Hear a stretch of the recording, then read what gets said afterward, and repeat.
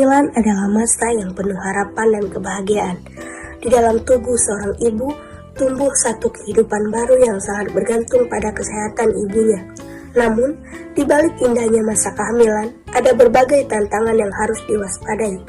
Salah satunya adalah anemia.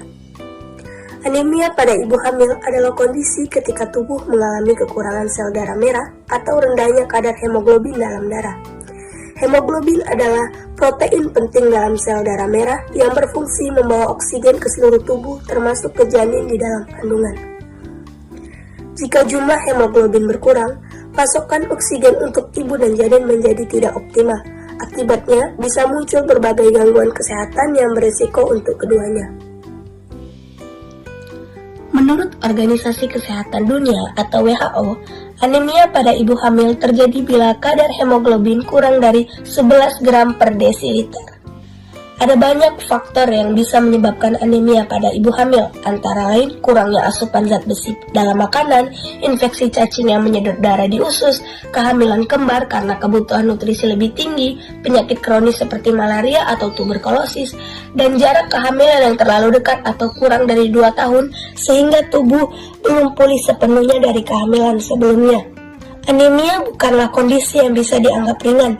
Jika tidak ditangani dengan benar, anemia bisa menyebabkan dampak serius seperti ibu mudah lelah, pingsan dan rentan terkena infeksi, risiko perdarahan saat melahirkan meningkat, bayi bisa lahir prematur atau memiliki berat badan lahir rendah, bahkan dapat menyebabkan kematian pada ibu dan bayi, terutama bila anemia berat dan tidak ditangani. Kenali tanda-tanda anemia sejak dini dengan rumus 5L, yaitu lemas, letih, lesu, lunglai, dan lelah.